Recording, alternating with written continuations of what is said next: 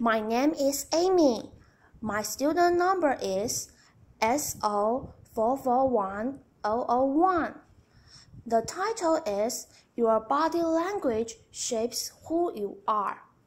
I am a freshman at NCUE. So I want to start by offering you a free no-tech life hack. And all it requires of you is this, that you change your posture for 2 minutes. But before I give it away, I want to ask you to right now do a little audit of your body and what you are doing with your body. So, how many of you are sort of making yourself smaller? Maybe you're hunching, crossing your legs, maybe wrapping your ankles. Sometimes we hold on to our arms like this. Sometimes we spread out. I see you. So I want you to pay attention to what you are doing right now. We're going to come back to that in a few minutes. And I'm hoping that if you learn to tweak this a little bit, it could significantly change the way your life unfolds. So, we're really fascinated with body language, and we're particularly interested in other people's body language. We're interested in, an awkward interaction, our smile, our contemptuous glance, or maybe a very awkward wink, or maybe even something like a handshake.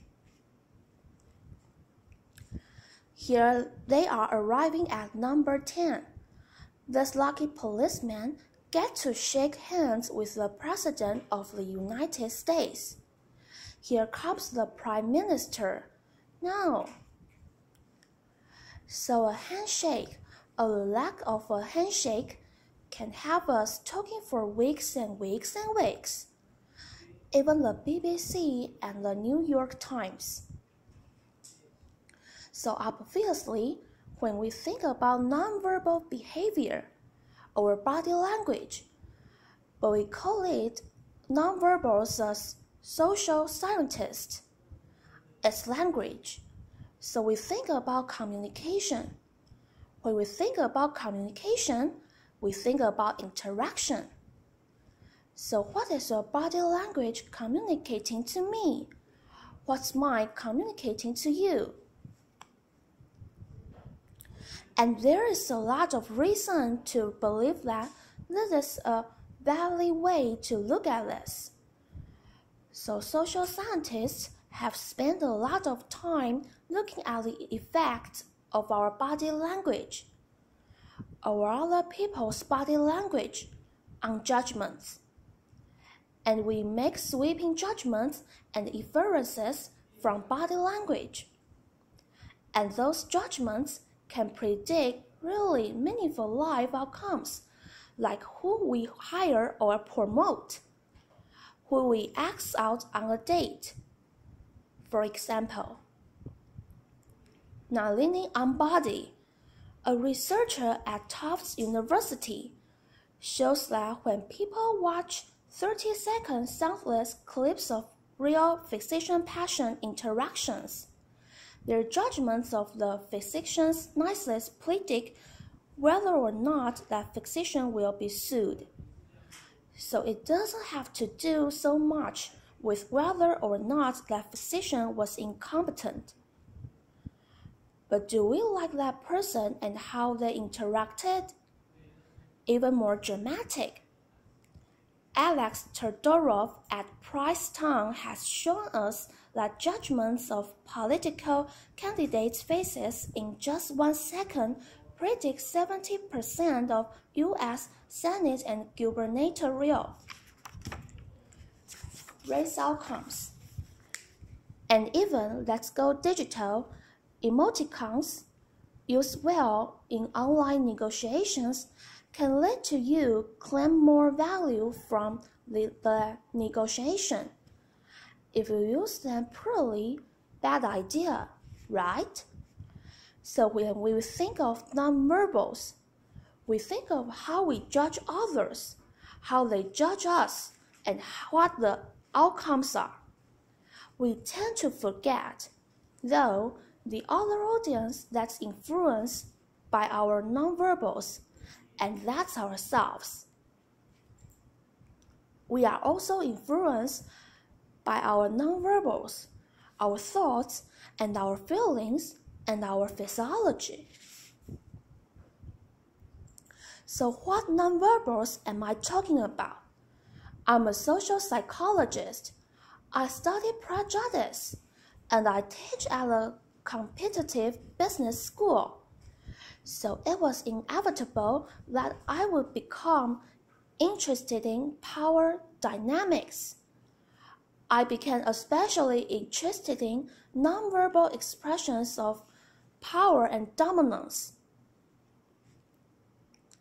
And what are nonverbal expressions of power and dominance? Well, this is what they are.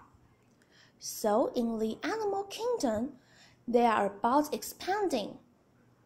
So you make yourself big, you stretch out, you take up space, you are basically opening up. It's about opening up. And this is true across the animal kingdom. It's not just limited to primates. And humans do the same thing.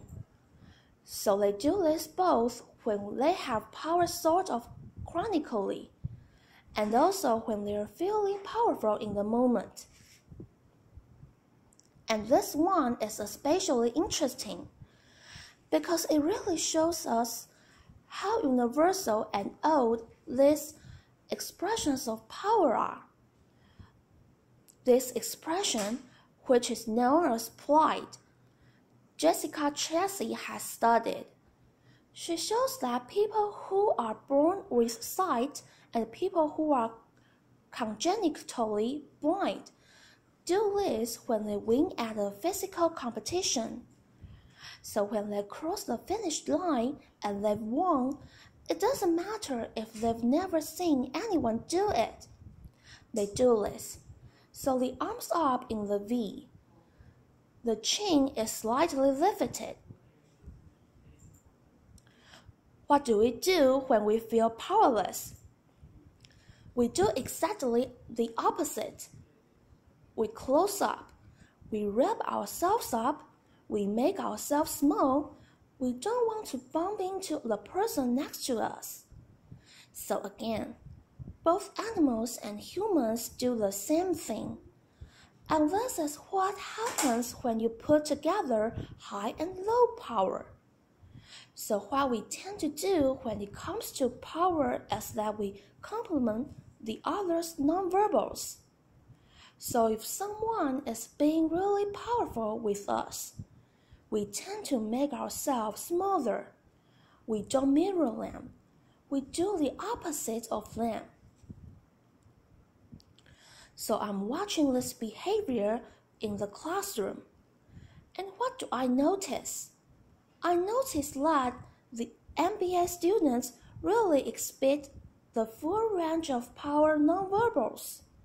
So you have people who are like caricatures of alphas. Really coming into the room, they get right into the middle of the room before class even starts. Like they really want to occupy space. When they sit down, they're sort of spread out. They raise their hands like this. You have other people who are virtually collapsing when they come in. As soon as they come in, you see it. You see it on their faces and their bodies. And they sit in their chair and they make themselves tiny. And they go like this when they raise their hand. I noticed a couple of things about this. One, you're not going to be surprised. It seems to be related to gender. So women are much more likely to do this kind of thing than men. Women feel chronically less powerful than men, so this is not surprising.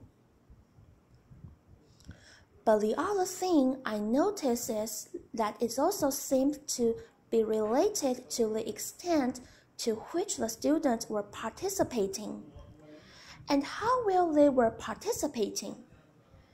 And this is really important in the MBA classroom, because participation counts for half the grade.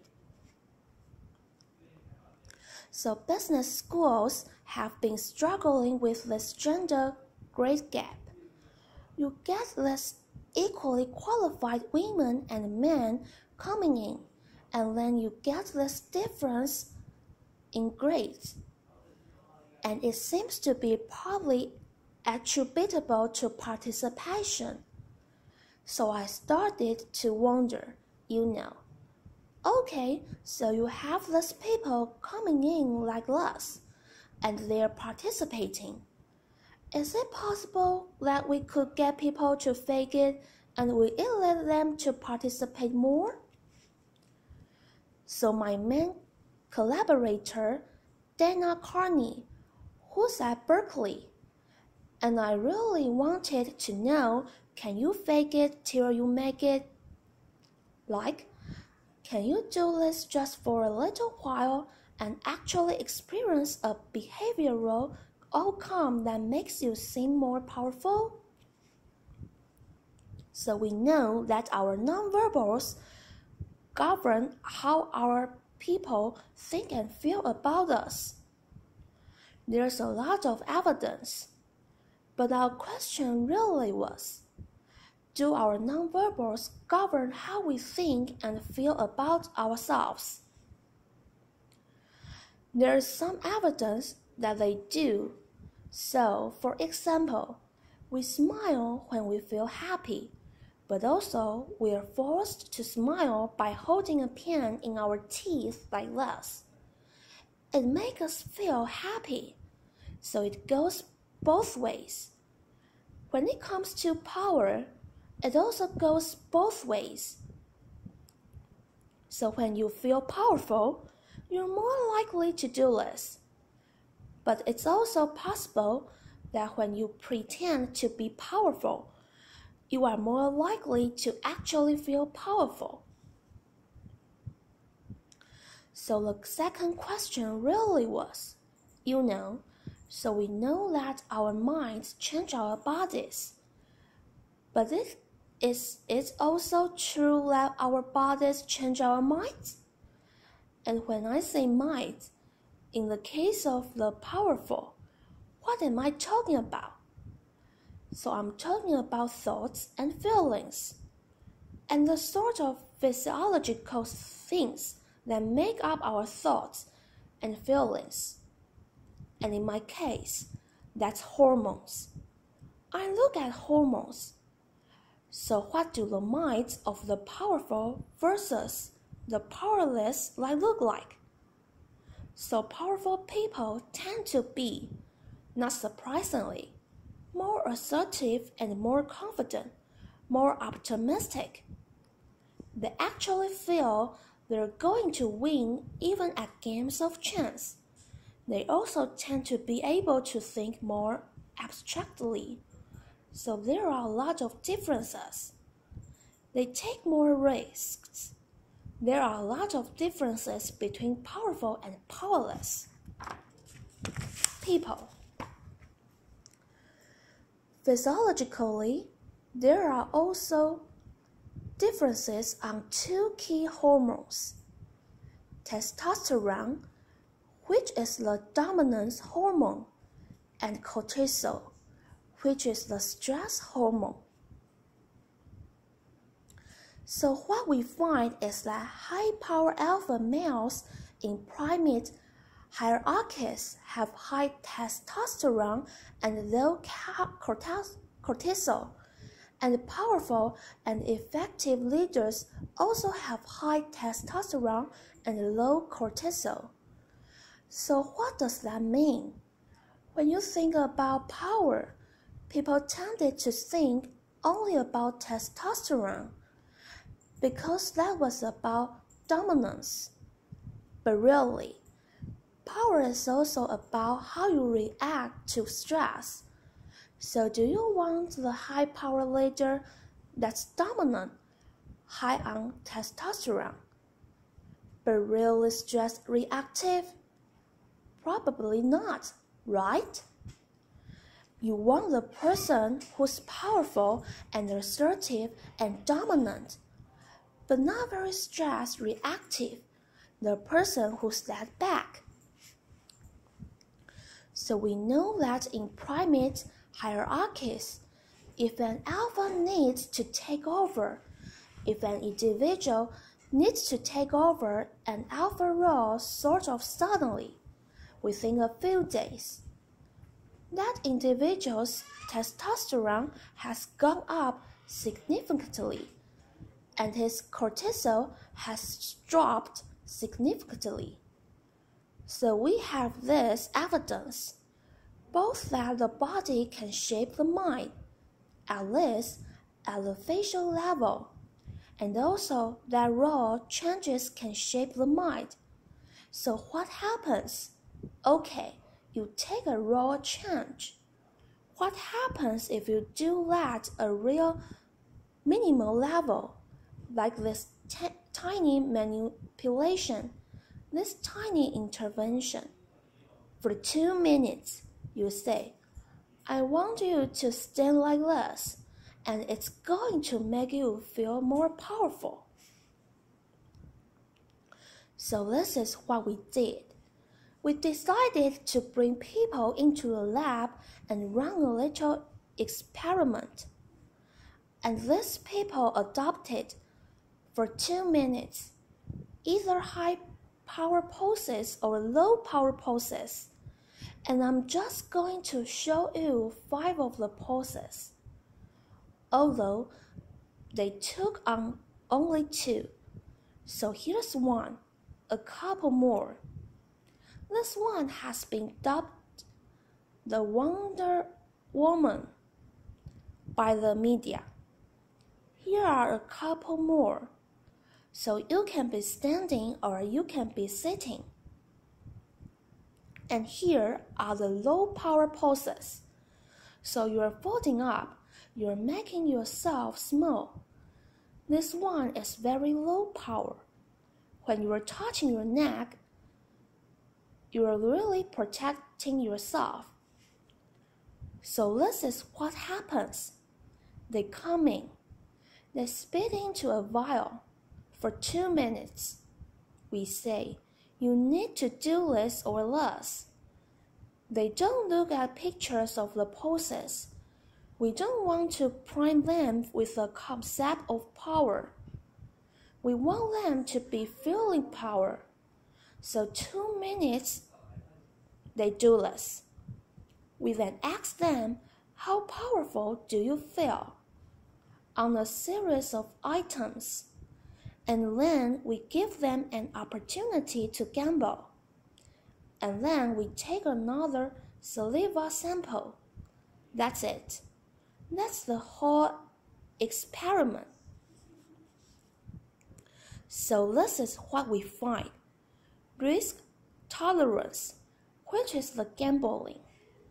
We find that when you are in the high power pose condition, 86% of you will gamble. When you are in the low power pose condition, only 60%. And that's a whopping significant difference. Here's what we find on testosterone. From their baseline when they come in, high power people experience about the 20% increase, and low power people experience about the 10% decrease. So again, 2 minutes, and you get these changes. Here's what you get on cortisol. High power people experience about the 25% decrease, and the low-power people experience about a 15% increase. So 2 minutes lead to these hormonal changes that configure your brain to basically be either assertive, confident, and comfortable, or really stress reactive and feeling sort of shut down. And we've all had the feeling, right? So it seems that our nonverbals do govern how we think and feel about ourselves. So it's not just others, but it's also ourselves. Also, our bodies change our minds. But the next question, of course, is, can power posing for a few minutes really change your life in meaningful ways? This is in the lab. It's this little task. It's just a couple of minutes. Where can you actually apply this? Which we cared about, of course. And so we think where you want to use this as evaluative situations, like social threat situations. Where are you being evaluated? Either by your friends. For teenagers, it's at a lunchroom table. For some people, it's speaking at a school board meeting. It might be given a pitch or giving a talk like this or doing a job interview. We decided that the one that most people could relate to because most people had been through was the job interview. So we published these findings and the media are over it. And they say, okay, so this is what you do when you go in for the job interview, right? You know, so we were of course horrified and said, oh my God, no, that's not what we meant at all. For numerous reasons. No, don't do that. Again, this is not about you talking to other people. It's you're talking to yourself. What do you do before you go into a job interview? You do this. You are sitting down. You are looking at your iPhone or your Android, not trying to leave anyone out. You are looking at your notes.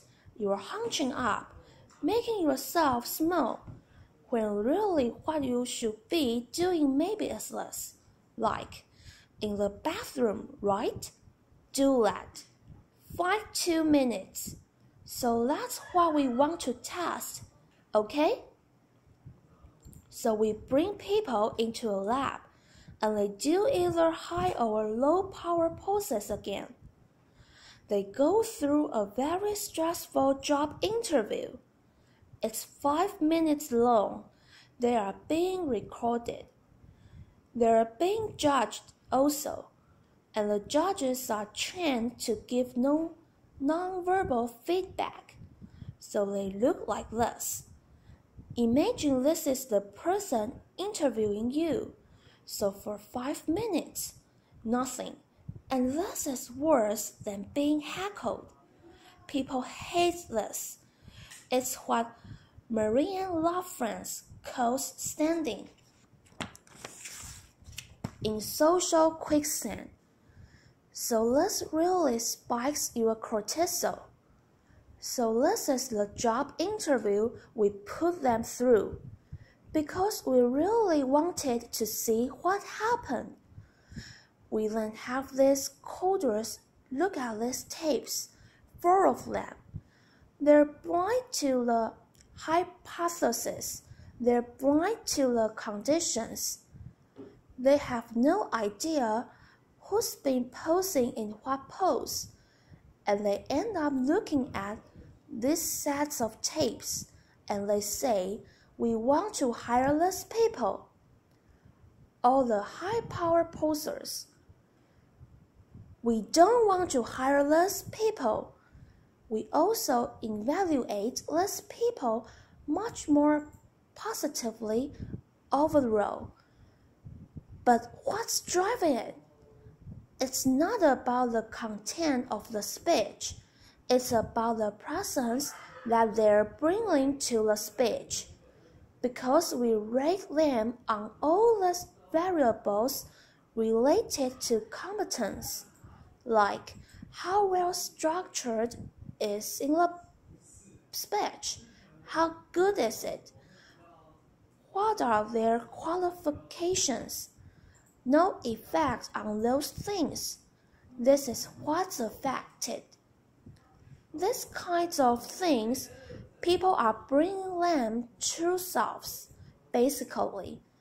They're bringing themselves. They bring their ideas, but as themselves, with no, residue over them. So this is what's driving the effect or mediating the effect. So when I tell people about this, that our bodies change our minds and our minds can change our behavior and our behavior can change our outcomes, they say to me, it feels fake, right? So I said, fake it till you make it. It's not me. I don't want to get there and then still feel like a fraud. I don't want to feel like an imposter. I don't want to get there only to feel like I'm not supposed to be here. And that really resonated with me because I want to tell you a little story about being an imposter and feeling like I'm not supposed to be here. When I was 19, I was in a really bad car accident. I was thrown out of a car, rolled several times. I was thrown from the car, and I woke up in a head injury rehab ward. And I had been withdrawn from college, and I learned that my IQ had dropped by 2 standard deviations, which was very traumatic. I knew my IQ because I had identified with being smart, and I had been called gifted as a child. So I'm taken out of college. I keep trying to go back, they say. You're not going to finish college, just, there are other things for you to do, but that's not going to work out for you. So I really struggled with this, and I have to say, having your identity taken from you, your core identity, and for me, it was being smart. Having that taken from you, there's nothing that leaves you feeling more powerless than that. So I felt entirely powerless. I worked and worked, and I got lucky and worked, and I got lucky and worked. Eventually, I graduated from college.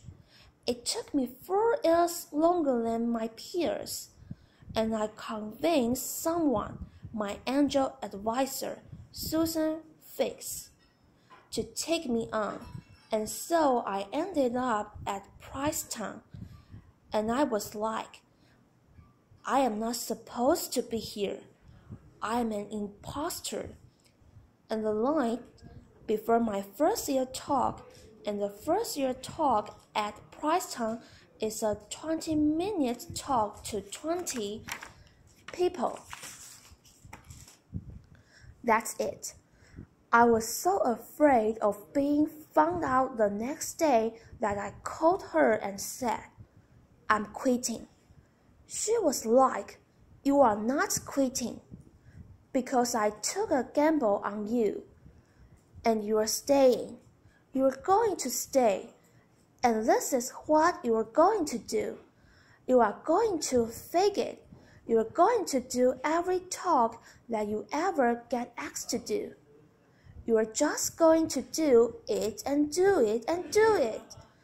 Even if you are terrified and just paralyzed and having an out-of-body experience, until you have this moment where you say, "Oh my gosh, I'm doing it," like, "I have become less. I am actually doing less." So that's what I did. 5 years in grad school. A few years, I'm at Northwestern. I moved to Harvard. I'm at Harvard. I'm not really thinking about it anymore. But for a long time, I have been thinking, not supposed to be here. So at the end of my first year at Harvard, a student who had not talked in class the entire semester, who I had said, "Look, you've gotta participate or else you're going to fail. Come into my office." I really didn't know her at all. She came in totally defeated, and she said, "I'm not supposed to be here." And that was the moment for me, because two things happened. One was that I realized, oh my gosh, I don't feel like that anymore. I don't feel that anymore, but she does, and I get that feeling. And the second was, she is supposed to be here. Like, she can fake it, she can become it. So I was like, yes, you are. You are supposed to be here. And tomorrow, you are going to fake it. You are going to make yourself powerful. And And you are going to go into the classroom and you are going to give the best comment ever, And she gave the best comment ever. And people turned around and were like, oh my God, I didn't even notice her sitting there. She comes back to me months later, and I realized that she had not just faked it till she made it. She had actually faked it till she became it. So she had changed. And so I want to say to you, don't fake it till you make it. Fake it till you become it. Do enough until you actually become it and internalize. The last thing I'm going to leave you with is this. Tiny tweaks can lead to big changes. So this is 2 minutes. 2 minutes, 2 minutes, 2 minutes. Before you go into the next stressful, evaluative situation for 2 minutes. Try doing this. In the elevator, in the bathroom stall, and your desk behind closed doors. That's what you want to do. Configure your plan to cope the best in that situation. Get your testosterone up. Get your cortisol down. Don't leave that situation feeling like, oh, I didn't show them who I am.